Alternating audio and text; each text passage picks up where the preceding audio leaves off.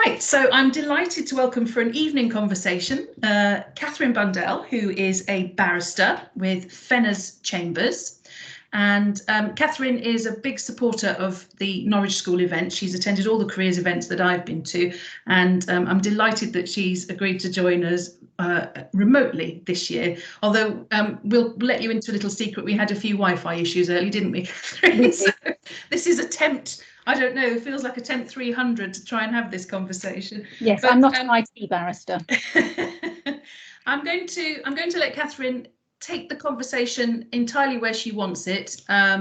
One thing you will learn is that barristers are good at talking, I think. So I'm going to let her introduce herself, tell us what she does, who she works for, what that job entails, and so on and so forth. Over to you, Katharine. All right. Yes, I'm a barrister. As you probably know, if you're going to be a professional lawyer practitioner, there are various titles that you can have. You can be a barrister. Barristers often are the advisory end of the profession and the advocacy end of the profession.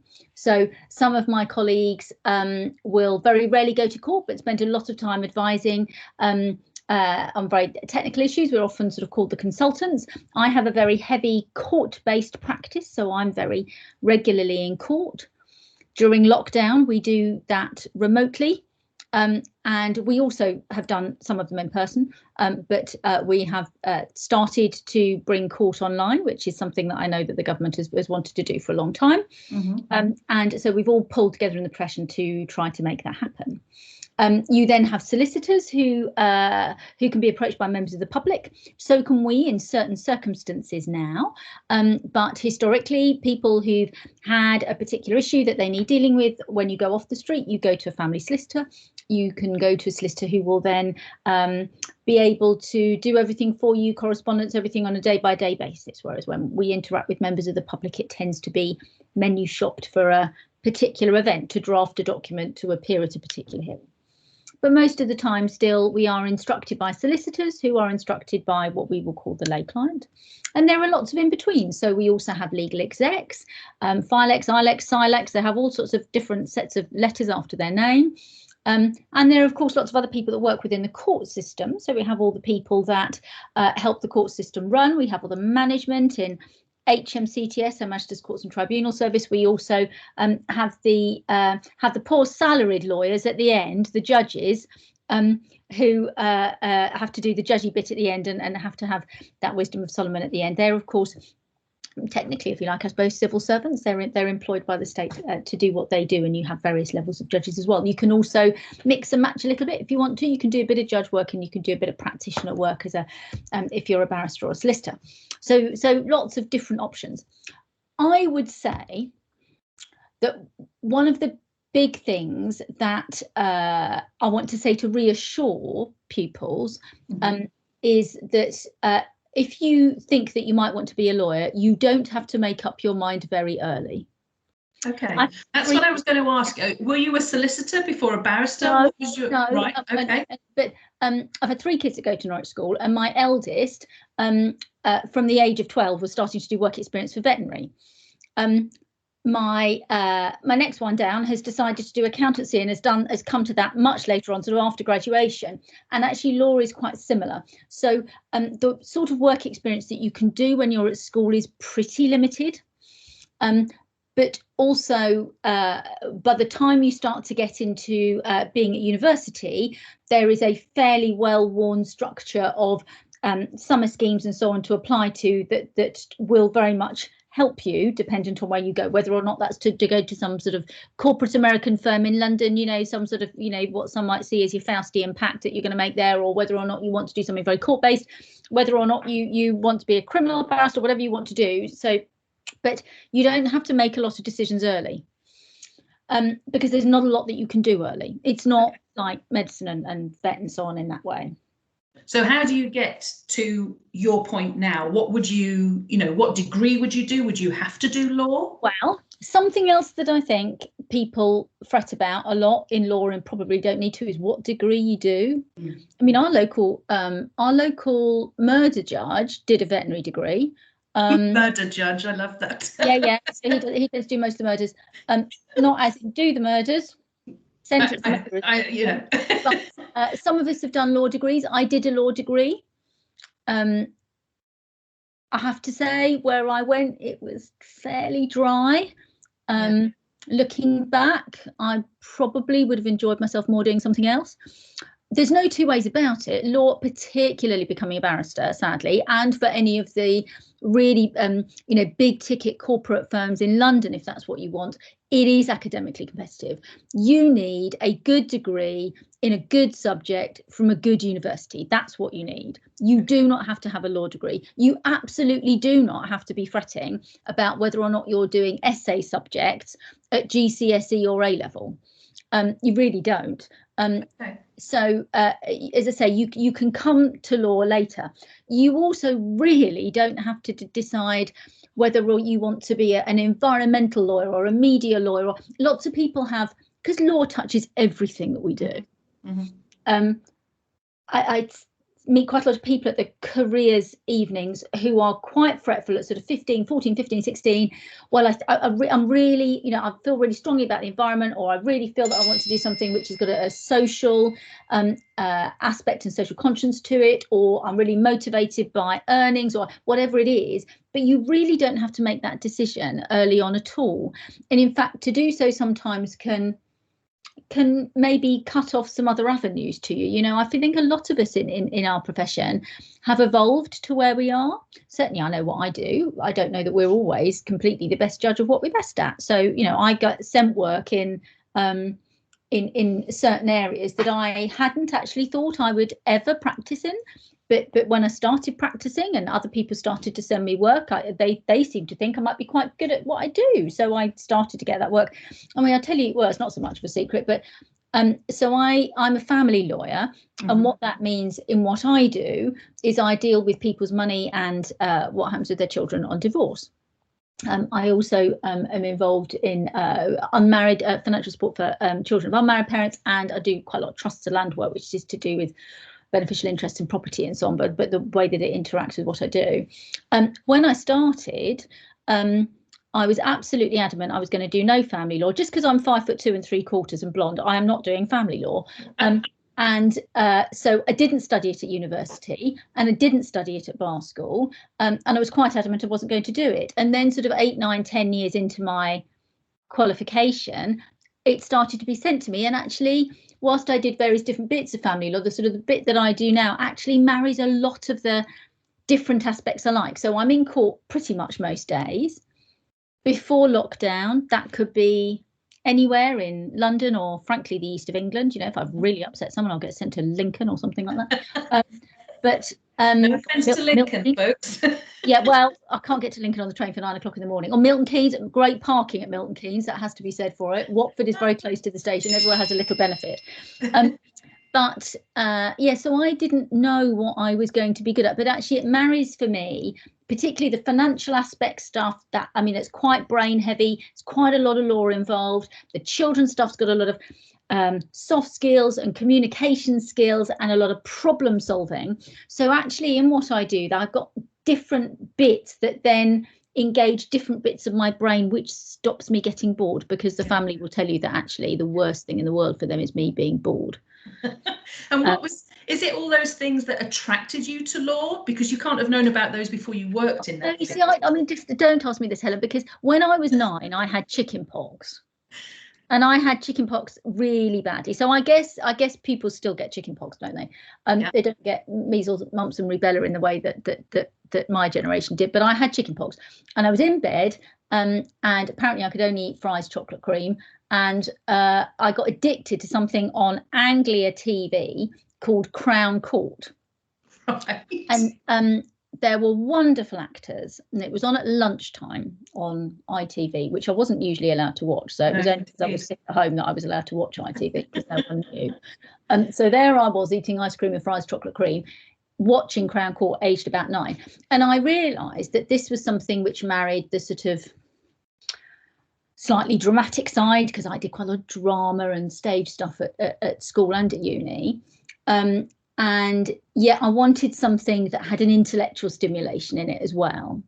And I've come to realise that I'm also pretty unemployable. And I'm quite independent. and one of the things you've got to do in our job, and so this is one of the differences about, I suppose, being a barrister rather than being a solicitor, but particularly being a court advocate. And you do get solicitors that do a lot of court work. So as I say, there are lots of these areas that sort of smush into each other.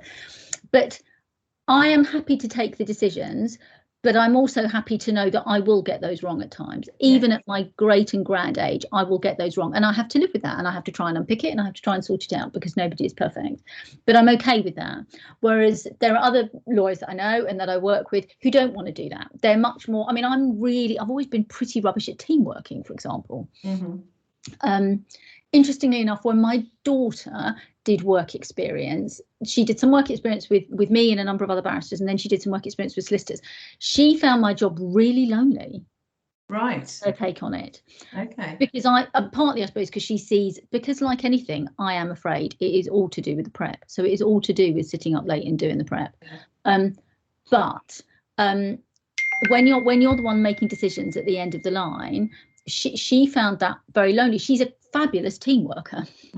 So her going into accountancy means that she's working in a big team with big clients every day, which is very different from what I do. Whereas, you see, I don't find what I do lonely at all. No. So I think that the theme really for me that I try to give pupils who are thinking about the law is try not to micromanage it early. You really don't have to, and you really don't have to make a decision early about law either. You just need the best grades you can get in the best subjects. Okay.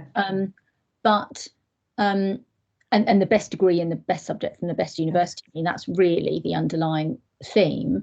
But I think, I think when you do get to the stage of thinking, sort of when you're sort of upper sixth or maybe going into uni, and you're trying to think, actually, so how might I narrow this down? I might, when you've done work experience, I think trying to get to know yourself is really important.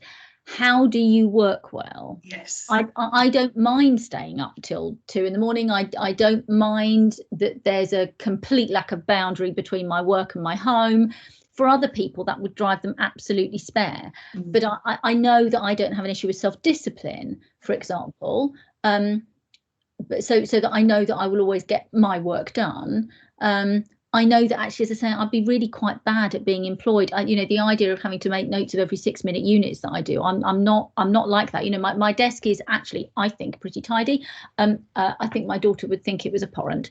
But we're all different. Everyone but it's knowing yourself, isn't it? It's that self-awareness. And it's thinking about when I'm 25, 30, 35. How would I work best? How would my week be structured? And how would I work best? Do I want to see people every day? Do I actually need some time when I work on my own? Am I all right making decisions in a team? Do I prefer to do that? Or do I actually want to be out on a limb and on my own? And I think that knowledge and understanding is by far the more important journey to go on. Rather than fretting about whether or not I want to do environmental law or human rights or whatever else. Okay, so if somebody they get their A levels, they get their degree of whether it's law or whatever. How do you then move from graduate into law? Yeah, so it's they're fairly tried and tested paths. So the idea is that certainly in the Christmas of your first year at uni, you'll start applying for summer schemes for the end of your first year at uni. You might do that at barristers' chambers, you might do that in solicitors. It depends what you want to do. Do think more broadly, like everyone who's been on here, I'm sure they will say, think about local government service, think about the forces, think about RSPCA, think about the legal aid agency that provides work experience. So lots and lots and lots of different areas that provide work experience. So think about all of those. And useful skills. I remember interviewing someone in Chambers who had spent a year running the books on her parents' business. It had given her a really useful set of skills that she was able to transfer into the sort of law that she then wanted to be able to do. So sort of thinking about those life skills really. But you will then be looking for summer schemes year upon year upon year. After university, if you haven't done a law degree, you will then go and do the GDL, which is in effect learning the compulsories of law. You do that in a year. It costs, it's pretty painful. You then do a year of either what we used to call law school if you're a solicitor, or bar school if you're a barrister. Sadly, this has become something of a money-making exercise, right. And the course is offered by several dozen universities around the country for both solicitors and barristers. There are various universities and law schools and bar schools that I can point to where I know that there's not a single graduate that's going to get a training contract or a pupillage, which is very sad. But they're charging fees of up to £20,000 a year just for the fees. Just for the fees, not 9250, which is what you get at university, up to 20,000 for the fees, and that's before you've lived as well. Now, if you're going into one of the top flight firms in London, then a corporate firm, then you may get them to pay your fees. A lot of other people are starting to look at going straight in at 18. And in the same way that apprenticeships in other areas, like accountancy has AAT, for example, we are finally getting, I mean, places like, I'm not sure if Burkitt's do it, but I know Mills and Reeve, for example, I think Kester's do it in Norfolk. So we are starting to get firms that will take people at 18, and rather than doing 3 years at uni, a year of GDL, a year of the equivalent of law school, and then being qualified and then doing a 2 or 3 year training contract, you'll just do your 5 or 7 years or whatever to get from start to finish to exactly the same, only you are working and being paid at the time you're learning. Right. Yeah. There is absolutely no prejudice against people that do that at all. Good. In fact, one of our best and most favourite district judges, who also sat as a recorder and also trained the Judicial Studies Board locally, he retired last year.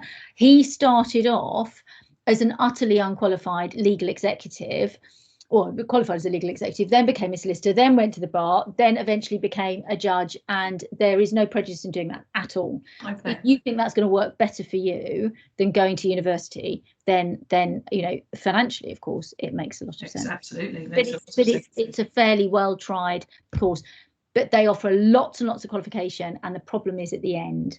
You know, I mean, we're in a position whereby I think the last time I looked at the stats, you're looking at a few hundred tenancies every year in the whole country for barristers.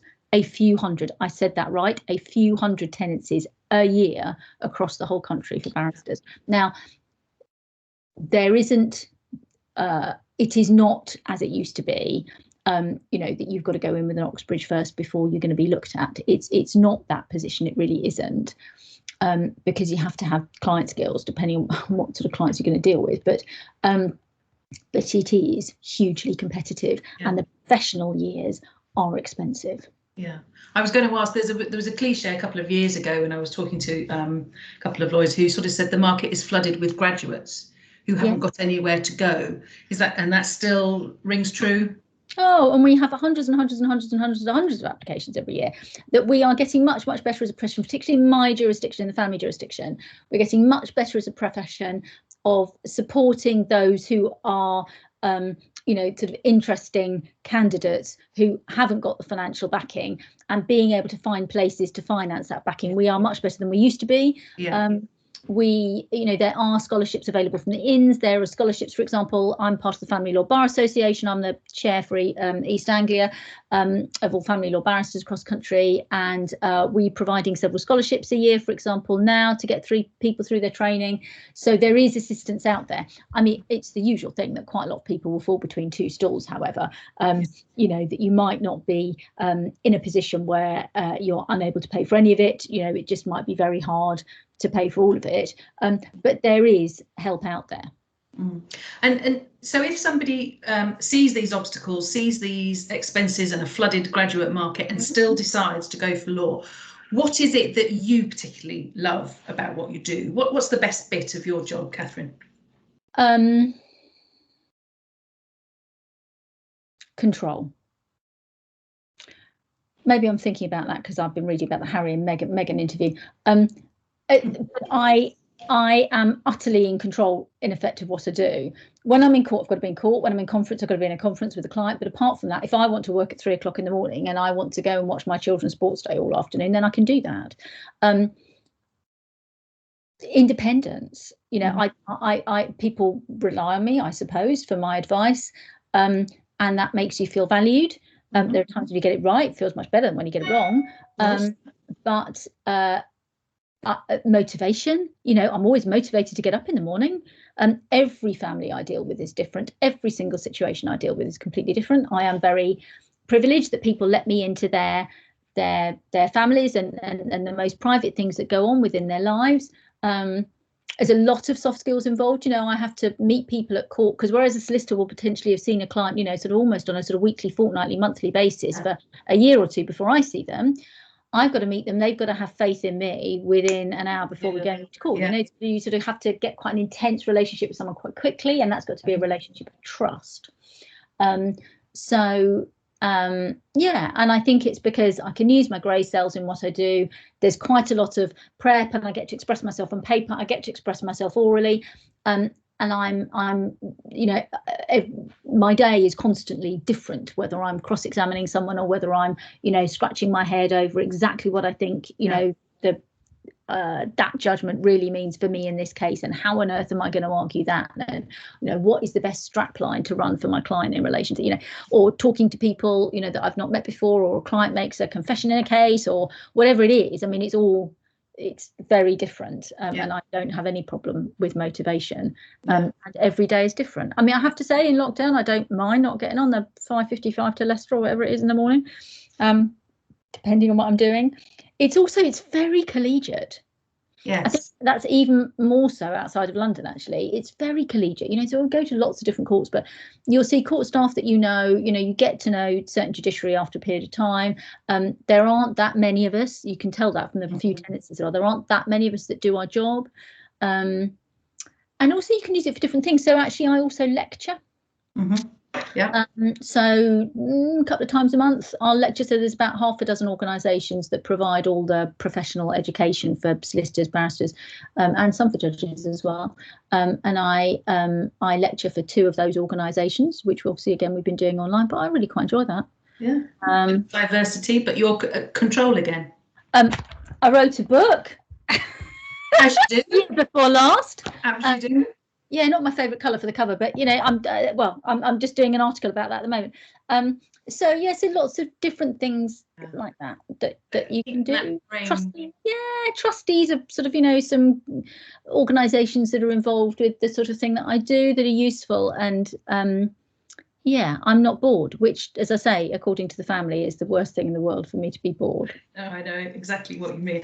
What are the worst things? Is there something that you would like to change about your job or the system? It's relentless at times. It is relentless. And there are times when it's very busy, particularly. So, for example, the last 3-4 months of last year were silly busy. Right. And you can find that you're working 7, 8, 9 hour days on a Saturday, on a Sunday, and it goes on every day, 7 days a week. And it goes on and on and on. I mean, the difference, I suppose, for me being, because all barristers that do what I do have to be self-employed, the more you work, the more you earn. So, I mean, you have that motivation. But it can be at times relentless. And although I say you have control, you've still got to do the workload that comes in, and you can't choose when that is. And, I'm afraid you just don't get to stay at home if you've got a cold. It just doesn't work like that. There's that bit. There are times when... sometimes when you feel the responsibility, when I started off, I did lots of most of the time when you start at the bar, you do all sorts of things. So I did some crime, I did some civil stuff. I've prosecuted rape trials and that sort of thing, and attempted murder and defended. And there are times when there's quite a lot at stake, and there are times when you really feel for a client. You try not to, but you do, and so you've got to be able to try and manage that. Okay. So a separation of your personal involvement and professional practice. Yeah, and you've got to, well, for me, I've got to care to some extent, because that's when I do my best work. But then if you do care, and actually it's not, or something happens, or the judge just doesn't, think the way that you do, or whatever else, you've got to be able to live with that.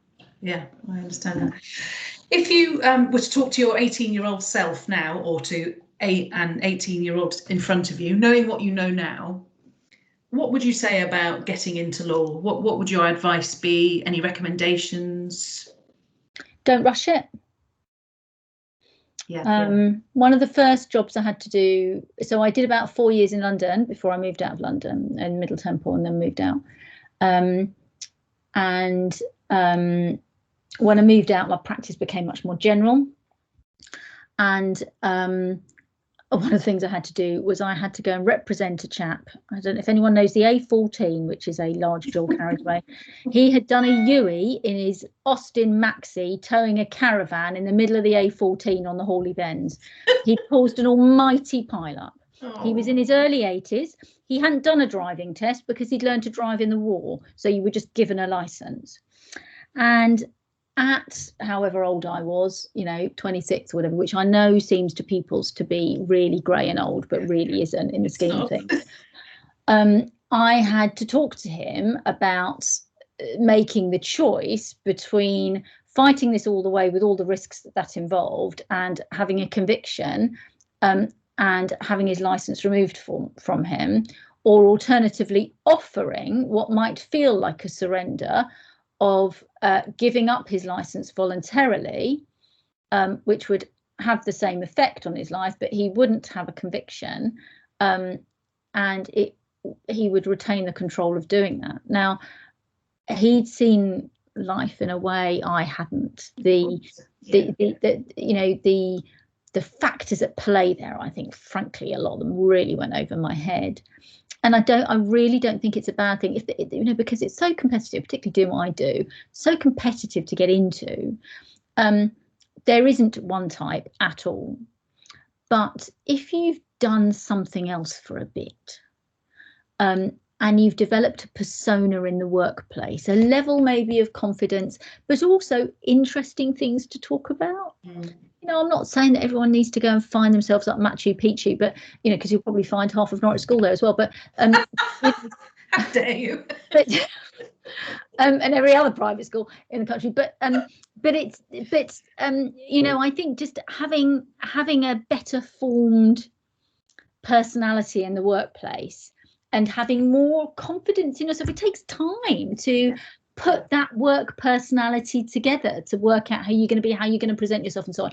And I don't think that does any harm when you're interviewing. A 26-year-old who's done 3-4 years of all sorts of things is going to present really differently from someone who's just out of uni. Straight, absolutely. Yeah. So one of the girls that we've taken on about 3 years ago, she's cracking, and she did about 3 years doing paralegal work. So frankly, making tea, photocopying, and a lot of it was frankly PA work, but very involved in really high, she had a good degree, really high, so she was super qualified for what she's doing, but a really high level in a very high level divorce firm in London. And she learned so much and saw some appallingly behaved, very wealthy people. And it meant that, what she had to talk about when she came to see us for interview and what she can bring to that job when she hits the ground running. She knows what all the forms are called and, where you download this, that and the other and where you go to find out the answer to, makes a big difference. Yeah. So take the opportunities and take your time. Yeah, take time to manage that debt, get it to, because certainly when you're a solicitor, you are employed, you will get a regular income. When you do what we do, you're self-employed. So if you don't have a lot of work at the beginning or suddenly a lockdown hits, you're going to find yourself without income. So manage that student debt to a level to which you're comfortable. Take time before you launch yourself on the interview circuit. Would you do it all again? Yes, absolutely. Excellent. That's a good answer. And where do you've already mentioned your author work and your lecturing. Where do you see yourself in 5, 10, 10 years time? What does the future hold, Katharine? Well, I'd really like to be a granny. I can't help because my youngest is 17 and 6'1", and I'd really love a baby around. But when it comes to work, I don't know. I mean, one of the great things about what we do is I am not doing the same work that I was doing age 20. Of course I'm not. Yeah. The cases I'm doing are they're bigger. They come in boxes and boxes and boxes. Well, or, megabytes and megabytes and gigabytes and, whatever else. And really difficult issues and situations and people. And so that's another good thing about the job, actually, that the cases I'm doing now are really rather different from what I did before. So it's not as if I'm doing the same thing day after day after day after day for, 30 years. So I imagine that what I do will continue to morph like that. So I'd probably like to write another book or two. Yeah, I'd probably like to write another book or two. Of course, the other benefit that Norwich School students have is that we've got a cracking record in the National School Mock Trial Competition. So I'd like to get a few more trophies under our belt. It's not all about the winning, but you won't be as competitive as I am about this. So I really enjoy it when we win. I'm being flippant. Just seeing students robed in a Crown Court in front of murder judges, cross-examining witnesses from other schools, and watching them fly, and by the time they get to that stage, watching how it works, watching the witnesses who get so into character, watching how the court clerks take control of the courtroom right at the beginning of the case, and arraigning defendants and all that sort of thing. I get a big kick out of that. I really thoroughly enjoy that. So we need a few more trophies under our belt in the school mock trial competition. But actually, this job kind of grows with you. Yeah, I can't say fairer than that. Katharine, my Wi-Fi, I don't know about yours, is beginning to crackle a little bit, and that does seem to be a good point to sort of wrap things up, because again, it's a comprehensive overview of what you do. Your exuberance, I love every time I see you anyway. So, but it's practical advice for youngsters wanting to get into law, and a sense of the reality of it as well. They need to go in with their eyes open, and that's all we can do. So on behalf of all the budding lawyers at Norwich School, of which there are many, I know, thank you very much for your time. You're more than welcome. And the other thing about the National Mock Trial Competition is that, of course, if you then ask me to write you a sentence or two, I mean, you might think, goodness gracious, I can't think of anything worse. But if you want me to write a sentence or something else, your personal statement, I mean, I'm happy to do that. And we have done that too. Yeah, I've seen references. Yeah, brilliant. Thank you. And I know you've helped people. Yeah. Okay. Sorry, you're beginning to break up on me, Katharine. So I will draw this to a close. I'm so sorry. Thank you so much for your time, and I look forward to seeing you in person very soon. Thank you, Helen. Thanks a lot. Bye-bye. Absolutely. Take care. Thanks so much, Helen. Bye. Bye. Bye.